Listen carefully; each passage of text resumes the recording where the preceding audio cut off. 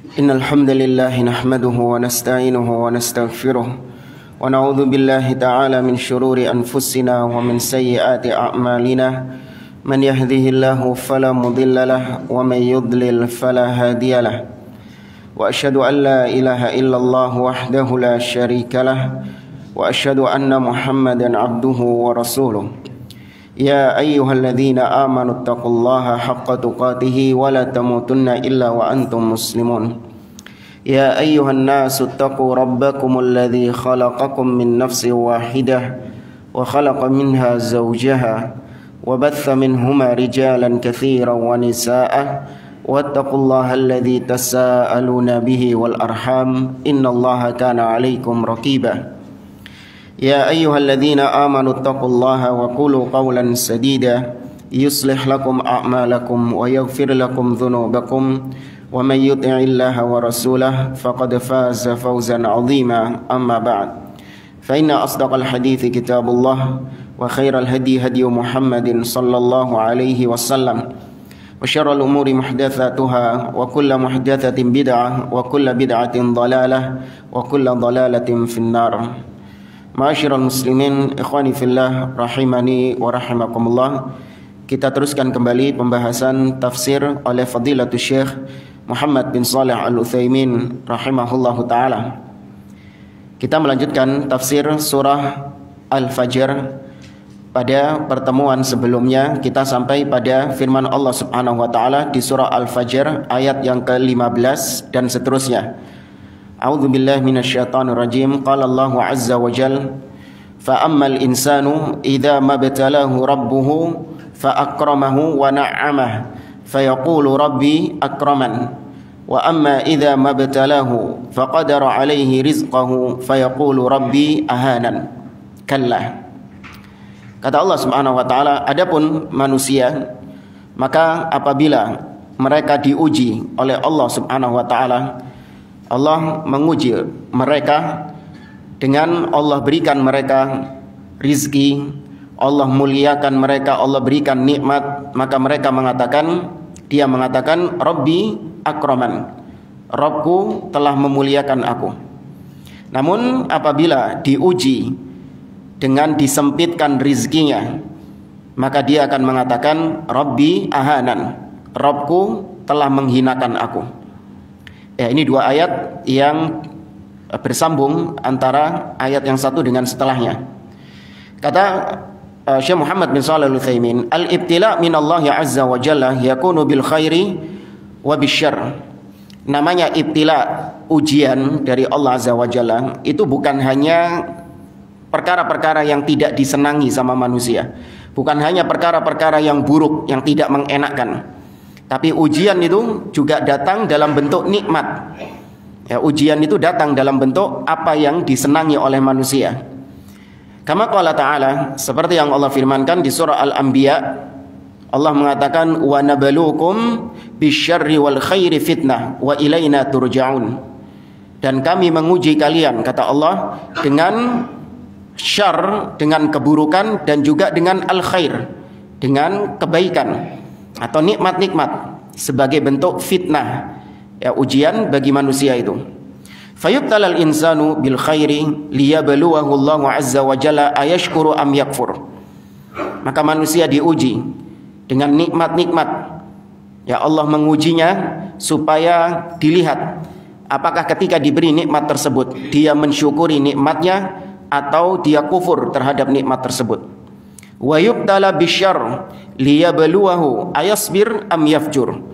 Dan dia juga diuji manusia itu dengan keburukan-keburukan, penyakit, kemiskinan, ya, musibah, bala, hal-hal yang tidak mengenakkan. Untuk dilihat ayasbir, apakah dia bersabar dengan ujian itu atau justru dia menjadi kufur kepada Allah Subhanahu wa taala. Wa ahwalul insan dairatun baina khairin wa syarr. Dan demikianlah kondisi manusia di atas muka bumi ini, pasti antara dua hal tadi, entah dia di atas kebaikan atau dia di atas keburukan, kejelekan. Ya, tidak didapati sampai detik ini dan bahkan sampai hari kiamat, manusia itu kondisinya itu stabil, dia terus dalam kondisi baik, itu tidak didapati. Bahkan para nabi dan rasul itu fluktuatif. Terkadang mereka mendapatkan kebahagiaan, tapi juga terkadang mendapatkan kesulitan, mendapatkan kepahitan di dalam hidupnya. Sampai-sampai Allah Azza wa Jalla mengatakan dalam surat Al-A'raf kepada Nabi SAW, "Qul la amliku li nafsi naf'an wala darran illa masya Allah. Walau kuntu a'lamul ghaiba lastakthartu minal khairi wa ma massaniya su'." Allah memerintahkan Nabi untuk mengatakan, aku, yaitu Nabi SAW, tidak memiliki kekuatan, tidak memiliki upaya untuk mendatangkan kebaikan atau keburukan untuk diriku sendiri kecuali dengan izin Allah. Seandainya aku tahu perkara gaib, maka tentu aku akan ditimpa kebaikan-kebaikan terus, dan aku tidak akan ditimpa keburukan-keburukan. Tapi nyatanya Nabi SAW manusia yang paling mulia, ditimpa kebaikan dan juga ditimpa keburukan.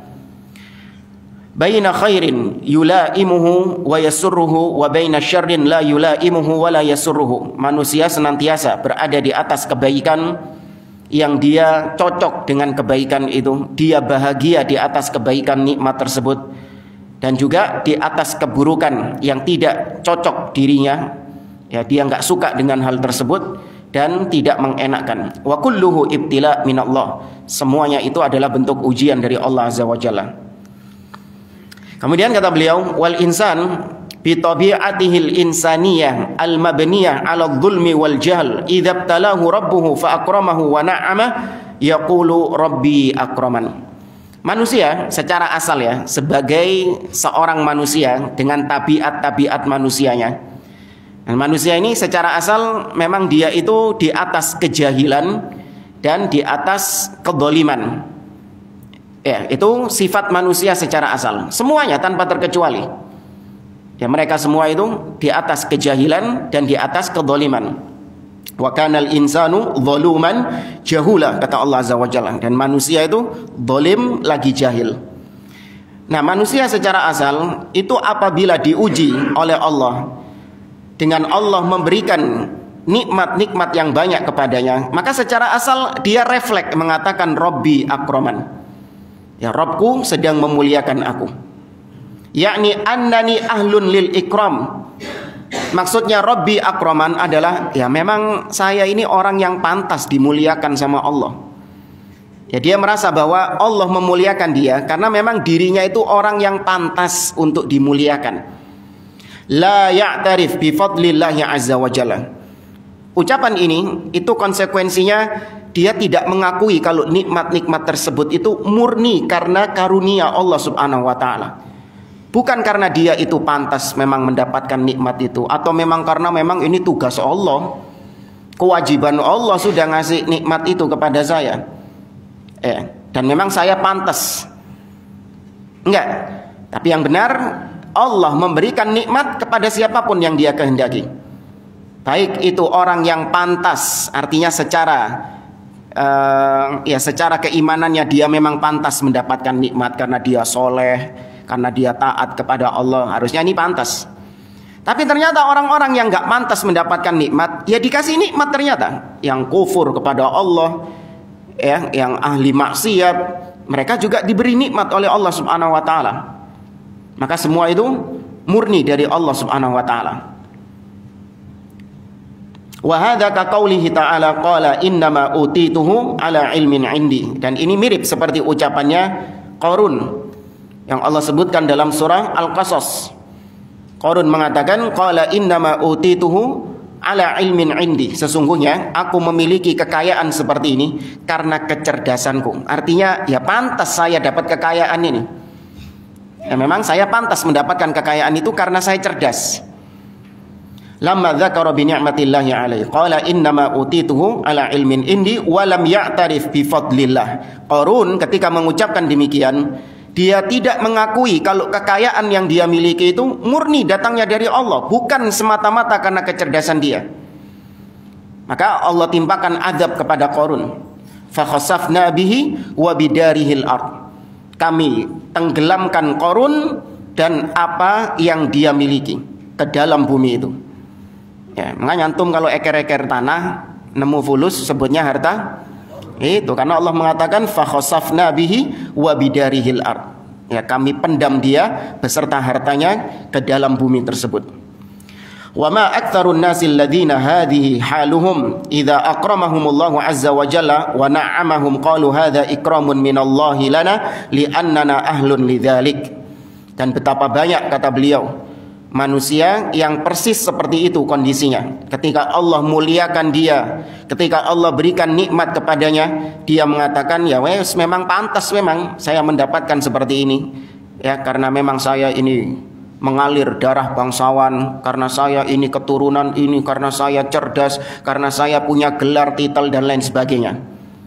Walau annal insan qal, seandainya manusia itu ketika diberi nikmat mengatakan innallaha akramani bi kadza i'tirafan bi fadlihi wa tahaddutsan bi ni'matihi lam yakun alaihi fi dzalika ba'sun.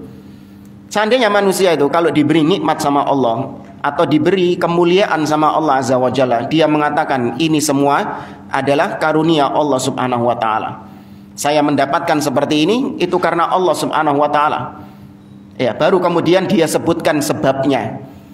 Ya, saya mendapatkan sehat seperti ini, saya sudah usia lanjut tapi saya masih diberi kesehatan seperti ini, itu karena Allah. Dia sebut Allah yang pertama kali. Kemudian baru setelah itu dia sebut sebab-sebab, kiat-kiat menggapai kesehatan selama ini apa? Dia rajin olahraga mungkin, ya, atau dia menjaga pola makan, menjaga pola istirahat, baru disebutkan.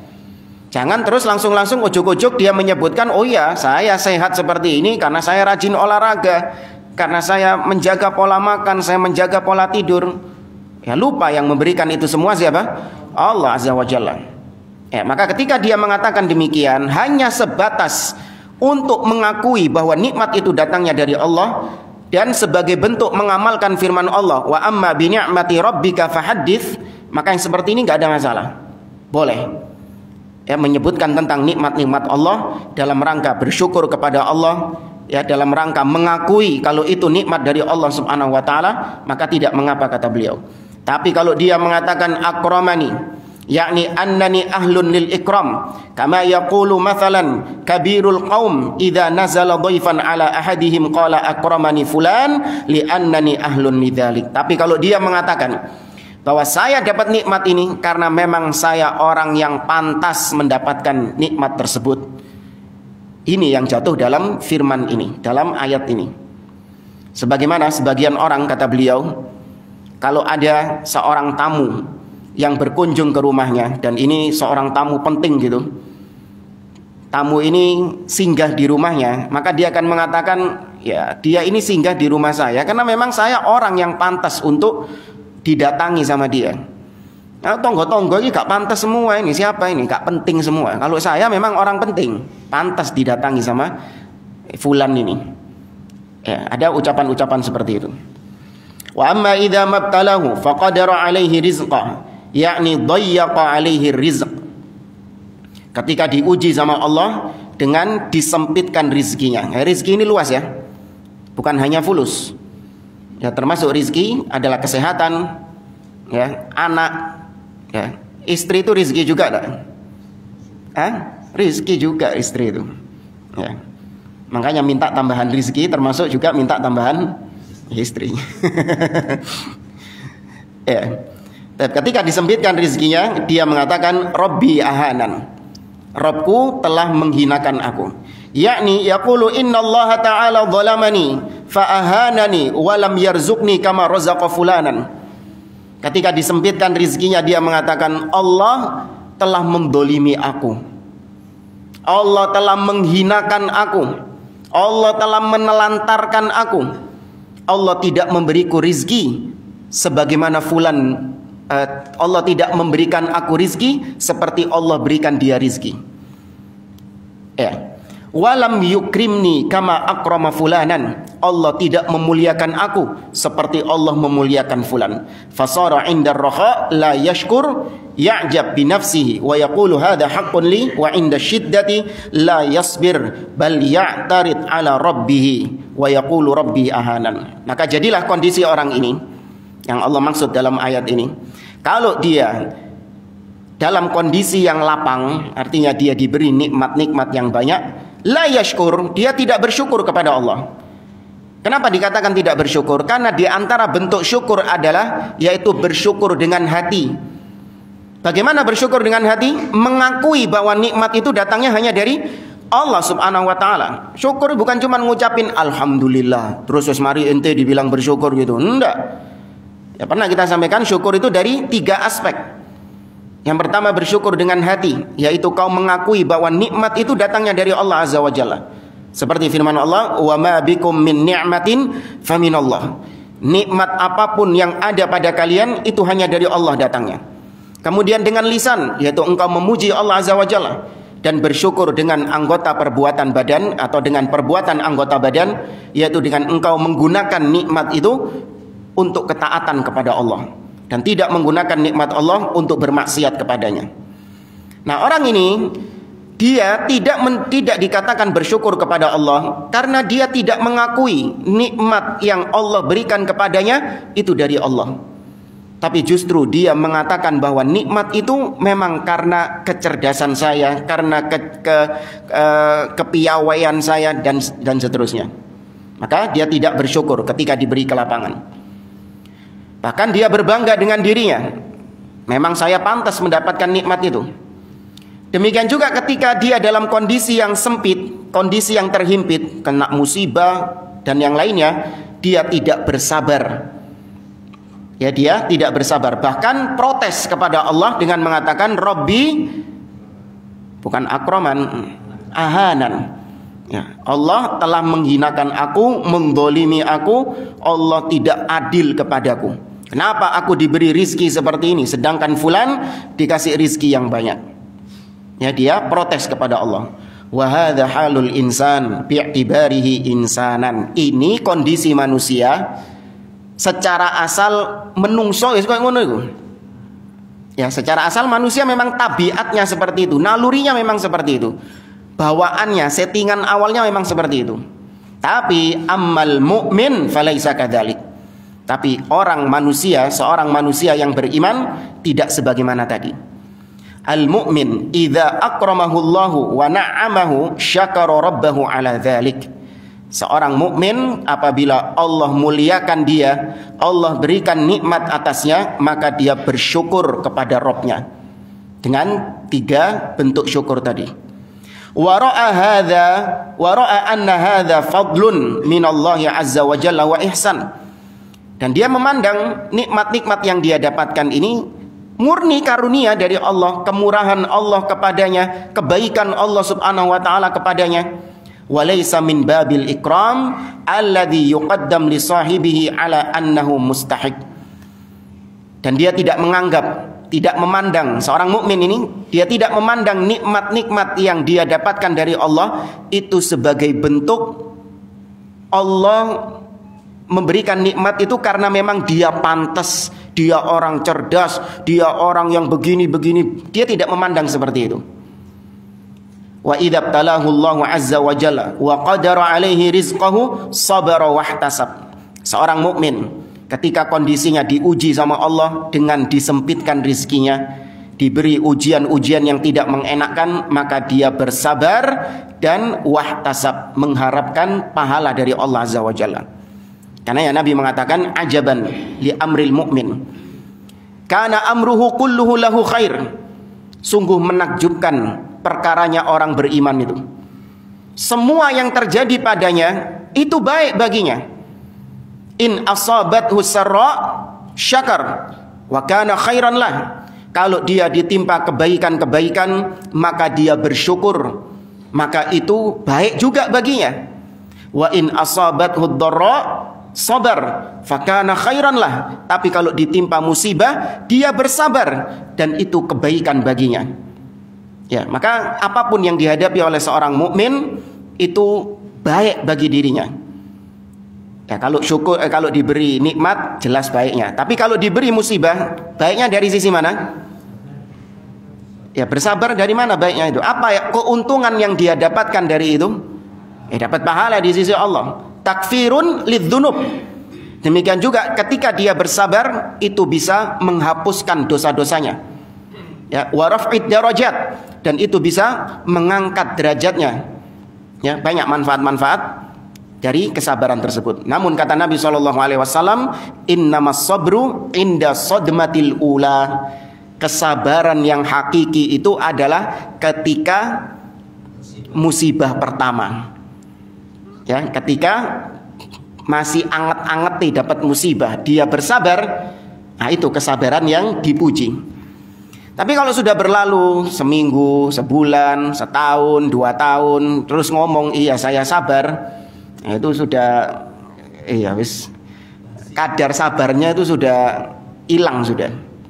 Ya, tapi ketika hantaman pertama dia bersabar, ini kesabaran yang sangat besar pahalanya di sisi Allah Azza wa Jalla.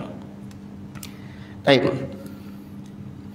Kemudian seorang mukmin ketika dia mendapatkan musibah, dia bersabar dan mengharapkan pahala dari Allah dan introspeksi. Ketika dia dapat musibah itu, dia introspeksi. Bukan menuduh Allah yang enggak kayak tadi. Ya, Robbi ahanan. Ini tuduhan kepada Allah. Harusnya yang dituduh enggak itu dirinya. Ya, dia suudzon kepada dirinya. Iya, ini karena dosa-dosaku. Ini karena sebab aku banyak menelantarkan kewajiban-kewajibanku. Ya. Wa qala hadza bidzanbi. Ini semua karena dosaku. Wa rabbu azza wa jalla lam yuhinhi wa lam yadlimni. Dan aku yakin ketika Allah memberikan musibah kepadaku ini, Allah tidak sedang ingin menghinakan aku, dan tidak pula Allah mendolimi aku. Karena Allah tidak pernah mendolimi hamba-hambanya. Wa ma ana bidzallamin lil abid.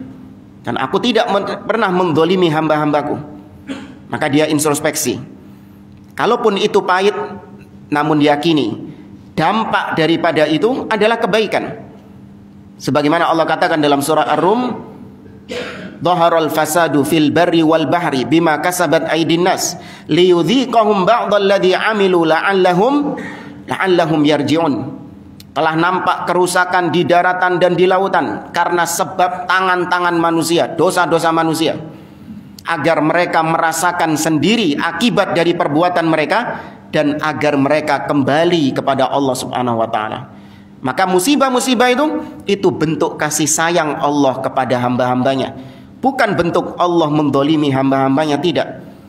Ya, sepahit apapun musibah yang dialami oleh seseorang, itu bentuk kasih sayang Allah Azza wa Jalla. Karena namanya kasih sayang itu bukan hanya hal-hal yang mengenakkan. Terkadang namanya bentuk kasih sayang itu adalah apa-apa yang tidak mengenakkan bagi yang kita sayangi. Anda misalnya ketika sayang sama anak, apakah maksudnya Anda itu senyum terus sama anak? Apakah ketika Anda marah kepada anak Anda, ketika anak Anda mungkin melakukan perbuatan yang salah, kemudian Anda marahi, Anda berikan hukuman, apa itu bukan bentuk kasih sayang? Bentuk kasih sayang untuk mendidik dia, ya, untuk mengajarkan kedisiplinan kepadanya, itu bentuk kasih sayang juga. Meskipun sang anak tadi menganggap itu sesuatu yang enak atau enggak enak, ya, tapi dari sisi Anda itu adalah sebuah bentuk kasih sayang. Demikian Allah Azza wa Jalla. Allah ketika memberikan musibah kepada hamba-hambanya, itu juga bentuk kasih sayang Allah Subhanahu wa ta'ala.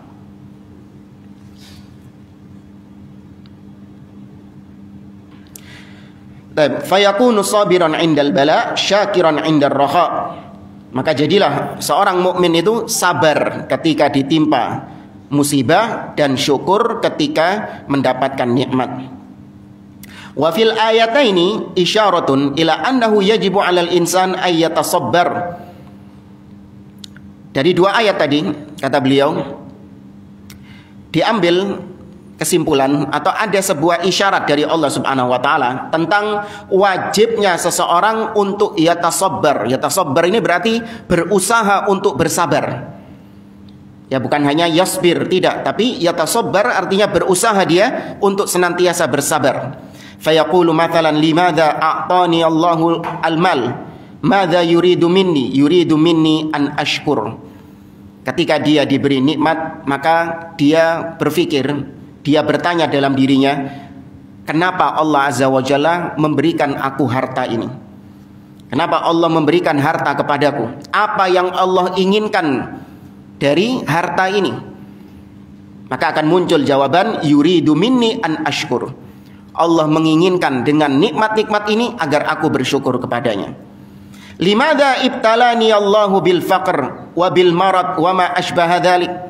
Demikian juga ketika ditimpa musibah, munculkan pertanyaan, kenapa Allah mengujiku dengan ujian-ujian seperti ini? Kenapa Allah mengujiku dengan kemiskinan, dengan sakit, ya, atau yang semisal dengannya, yuridu minni an asbir. Allah menginginkan agar diriku bersabar. Falyakun muhasiban li nafsi hatta la yakuna mithla halil insanil mabniyah 'alal jahli wadh-dhulm. Maka hendaklah seorang itu muhasabah, ya, introspeksi dirinya sendiri sehingga dia tidak menjadi seperti orang-orang yang Allah sebutkan dalam ayat tadi, yang menuduh Allah, menghinakannya, atau pede mengatakan Allah sedang memuliakannya karena memang dia orang yang pantas mendapatkannya. Tidak, ya. Dalam ayat berikutnya Allah mengatakan kalla, ya, kalla yakni lam yu'tika ma a'taka ikraman laka li annaka mustahiqun walakinnahu tafaddulun minhu. Ya, kalla, tidak begitu, tidak seperti yang kau sangkakan. Bahasa kita gak ngono. Ya, tidak seperti yang kalian bayangkan, tidak seperti yang kalian katakan. Artinya Allah tidak memberikan kepadamu nikmat-nikmat tersebut karena kau ini orang yang pantas, kau ini orang yang memang layak mendapatkan itu, bukan. Namun Allah memberikan nikmat-nikmat itu kepadamu tafaddulun minhu, murni karunia dari Allah Azza wa Jalla. Walam yuhinka hina qadara 'alaika rizqahu bal hadza muqtada hikmatihi wa adlihi. Dan engkau ketika ditimpa musibah, bukan berarti Allah menghinakan engkau, Allah mendolimi engkau. Namun semua itu ada hikmah di sisi Allah Subhanahu wa ta'ala, dan ada tujuan, maksud kenapa Allah memberikan itu semua kepadamu. Ya. Kemudian Allah mengatakan balla tukrimunal yatim. Bahkan kalian tidak memuliakan, ya, anak yatim. Yakni antum idza akramakumullahu azza wa jalla bin ni'am la ta'tifuna 'alal mustahiqina lil ikram wa humul yatama. Kata Allah, kalian itu ketika kalian dimuliakan oleh Allah dengan harta yang melimpah, dengan nikmat yang banyak, kalian tidak ada empati, tidak bersimpati sama sekali kepada orang-orang yang memang berhak untuk mendapatkan simpati, berhak mendapatkan perhatian. Di antaranya yang berhak mendapatkan perhatian adalah al-yatama atau al-yatim, ya, anak-anak yatim. Disebutkan di sini dalam bentuk mufrad, al-yatim. Bukan berarti satu orang yatim saja yang dimaksud sama Allah, tapi al-yatim di sini maksudnya lil jins, mencakup semua jenis yatim. Sama seperti misalnya Allah mengatakan hal ata 'alal insani hinun minad dahri lam yakun syai'an madhkura. Apakah telah datang kepada al-insan? Berapa yang disebut di situ? Satu. Al-insan. Allah tidak menyebutkan an-nas. Bukan, jangan dipahami Allah ketika menyebutkan satu di sini, oh itu berarti yang dimaksud cuma satu orang saja. Enggak. Ya, al-insan di sini mencakup semua manusia, karena yang diinginkan al-insan di sini adalah jenis manusianya. Ya, maka siapapun yang jenisnya manusia masuk dalam ayat ini. Maka sama seperti ini, al-yatim itu bukan cuma satu anak yatim yang dimaksud sama Allah, tapi mencakup jenisnya. Jadi semua anak yatim itu masuk dalam ayat ini. Wal yatim qala al ulama, siapa yatim? Huwa alladhi mata abuhu qabla bulughihi min dzakarin aw untha. Yang dimaksud dengan al yatim adalah yaitu seseorang yang ayahnya meninggal tatkala dia belum baligh, baik itu laki-laki ataupun perempuan, anaknya maksudnya, ya, baik laki-laki ataupun perempuan. Nah, ini kalau manusia ketika disebut yatim, maka khusus yang wafat cuman siapa? Bapaknya saja. Ya. Adapun kalau hewan itu disebut yatim kalau yang meninggal induknya, emaknya. Itu kalau hewan. Tapi kalau manusia itu disebut yatim kalau yang meninggal adalah ayahnya. Wa amma man matat ummuhu falaisa biyatim. Tapi kalau yang meninggal ibunya itu tidak dikatakan sebagai yatim. Dan tidak ada piatu di dalam Islam. Itu istilah orang-orang sini saja. Ya bukan berarti terus yang meninggal, yang ibunya meninggal itu terus nggak kita sayangi. Ya tetap kita sayangi, tapi jangan diperlakukan hadis-hadis yang berbicara tentang yatim itu kepada orang yang meninggal ibunya, kepada anak yang ditinggal mati sama ibunya, enggak. Tapi hadis-hadis yang berbicara tentang yatim khusus buat yang ditinggal mati siapa? Ayahnya saja. Ya, seperti kata Nabi SAW, ana wa kafilul yatim kahataini fil jannah. Aku dan orang yang mengurusi anak yatim itu nanti di surga seperti dua jariku ini. Artinya dekat dengan Nabi SAW. Nah ini hadis seperti ini terapkan kepada yang siapa? Yang mati siapa? Bapaknya. Tapi masa nggak boleh berbuat baik sama yang ditinggal mati ibunya? Ya tetap berbuat baik, nggak masalah. Ya, cuman jangan dipakai hadis-hadis tadi itu. Keutamaan-keutamaannya khusus buat yang ditinggal mati bapaknya. Ya. Kemudian kata beliau, laki-laki ataupun perempuan, ya anak laki ataupun anak perempuan. Tapi ketika dia sudah balik, maka sudah tidak lagi disebut yatim. Ya. Maka nggak dilihat dari ini ya, usianya, karena balik itu relatif. Meskipun dia kelihatan fisiknya ini masih kecil, ya. Tapi ternyata dia sudah balik, maka statusnya sudah bukan yatim lagi. Apalagi wis gerang, ya tambah nggak mencakup lagi sudah anak yatim. Kemudian kata beliau, al yatim yashmalul fakir minal yatama wal ghani minal yatama. Anak yatim itu jangan dikhususkan anak yatim yang miskin saja. Anak yatim yang kaya itu juga masuk di dalam keumuman yatim. Tetap berhak mendapatkan perhatian, berhak mendapatkan kasih sayang. Jadi jangan cuma yang miskin. Benar kalau yang miskin ini mungkin selain dia yatim, dia juga kekurangan harta. Ya, tapi jangan terus ada anak yatim yang kaya, itu sudah nggak dianggap yatim lagi sudah. Gak cocok dia disebut anak yatim. Kenapa? Tajir melintir. Iya. Ibunya masih kaya raya, harta warisannya juga banyak, rumahnya gede. Gak usah itu disebut anak yatim. Tidak, tetap dia disebut anak yatim. Meskipun memang perlakuannya lebih kepada yang miskin. Disebabkan karena yang miskin ini dia double, kehilangan ayah sekaligus dia tidak memiliki harta. Wal ghani minal yatama li'annahu yanbaghil ihsan ilaihi wa ikramihi. Adapun anak yatim yang kaya, tetap kita diwajibkan berbuat baik kepadanya, menyayanginya. Kenapa? Li'annahu inkasara qalbuhu bifaqdi abihi wa man yaqumu bimasalihi. Karena anak yatim masih tajir melintir, masih fulus kaya, ketika ditinggal wafat sama ayahnya, hatinya sedih juga enggak? Sama sedihnya. Bahkan kalau anak yatim ini tanya, kau pilih mana? Ini rumahmu yang besar, mobil yang mewah ini, apa bapakmu balik lagi ke dunia? Pasti dia milih bapaknya. Ya, hatinya itu sedang sedih karena ditinggal oleh ayahnya.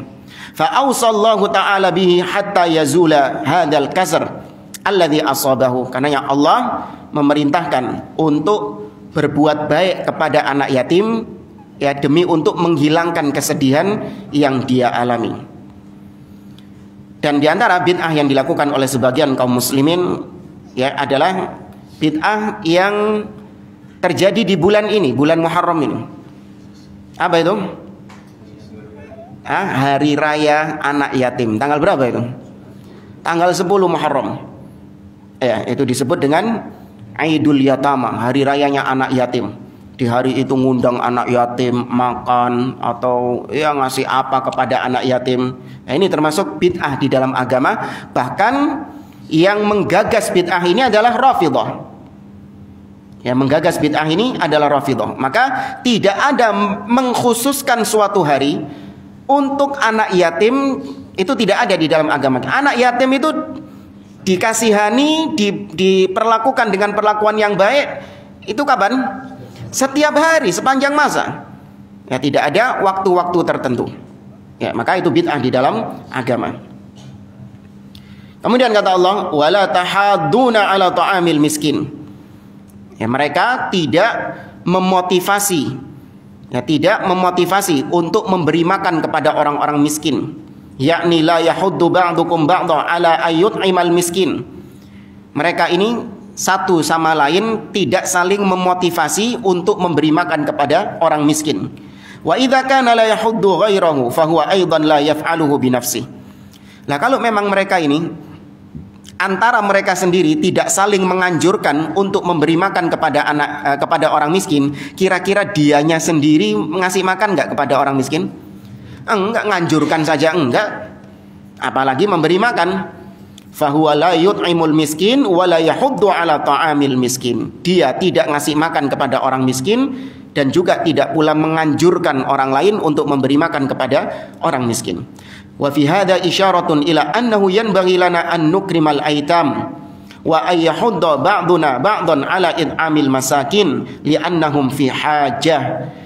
Maka dua ayat ini, yatim dan miskin ini, itu ada perintah dari Allah untuk kita memuliakan anak yatim, menyayangi mereka, memperhatikan kondisi mereka, memenuhi kebutuhan-kebutuhan mereka, dan untuk kita saling memotivasi satu dengan yang lain untuk memberi makan kepada orang-orang miskin. Kenapa? Li'annahum fi hajah. Karena mereka dalam kondisi yang sangat membutuhkan. Wallahu ta'ala fi aunil abdi makanal abdu fi auni akhihi. Ini hadis dari Nabi SAW. Allah senantiasa menolong hambanya sepanjang hambanya menolong saudaranya yang lain. Nah, kita selesaikan di sini. Wa ta'kuluna turatha aklal lamma. Dan kalian memakan at-turath. Ya, at-turath itu waratha, warisan. Kalian memakan warisan aklan lamma, dengan makan yang tidak peduli lagi mana yang halal dan mana yang haram. At-turath ini bukan cuma warisan khusus, warisan dari bapak ke anak, ya, enggak. Jangan dikhususkan warisan itu. Warisan di sini lebih umum. Kata beliau, at-turath ma yurithuhullahul abda minal mal. Warisan di sini adalah apa yang Allah wariskan kepada hamba-hambanya berupa harta. Jadi harta kita sekarang ini itu warisan siapa?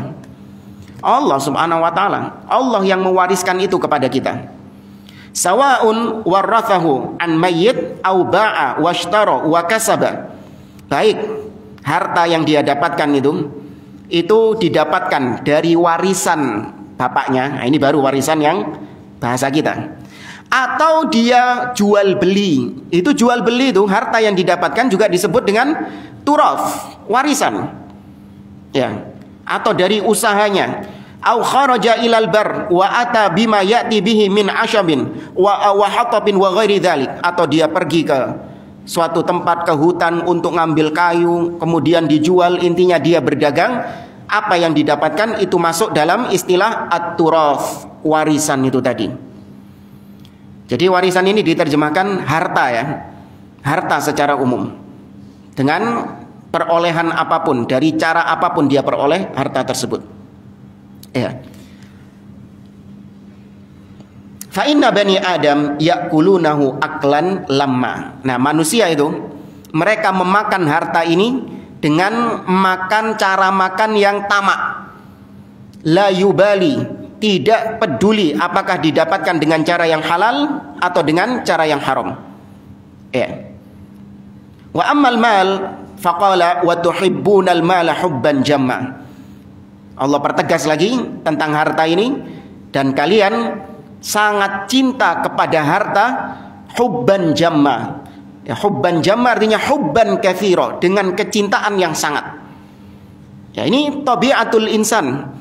Tabiat manusia itu secara umum, siapapun tanpa terkecuali, mereka itu punya kebiasaan atau mereka ini punya kecintaan terhadap harta. Ya.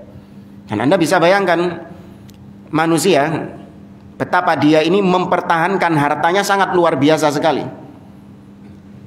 Jangankan harta yang didapatkan dengan cara yang susah payah, harta yang didapatkan dengan cara mudah seperti warisan orang tuanya, itu benar-benar dia pertahankan Sampai berbagai macam cara dimanipulasi, bahkan sampai ujung-ujungnya mungkin memutuskan silaturahim dengan saudara-saudaranya, nggak ngurus. Yang penting harta ini menjadi miliknya. Padahal dia susah payah nggak dapetin harta waris itu.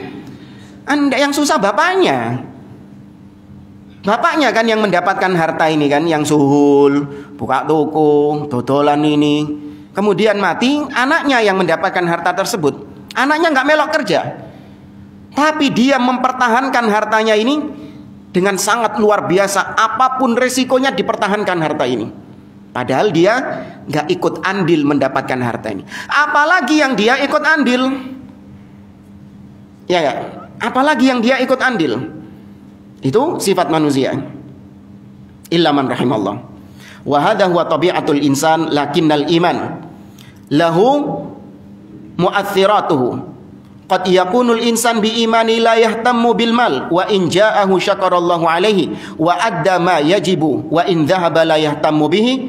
Kata beliau, adapun seorang yang beriman, bukan berarti dia ini enggak menoleh, enggak butuh sama harta sama sekali. Enggak. Ya, bukan berarti seorang yang beriman itu enggak butuh sama harta, tidak. Tapi seorang yang beriman itu tidak terlalu perhatian, tidak terlalu fokus dengan harta. Kalau dia mendapatkan harta, maka dia bersyukur kepada Allah Subhanahu wa taala. Ya, dia berikan apa yang memang dia butuhkan untuk dirinya dan keluarganya, selebihnya dia sedekahkan di jalan Allah Subhanahu wa taala. Sebaliknya, ketika dia kehilangan harta, maka dia tidak terlalu sedih dengan apa yang menimpanya itu. Itu orang yang beriman, ada kecintaan terhadap harta, namun itu tidak memalingkan dia dari beribadah kepada Allah Subhanahu wa taala.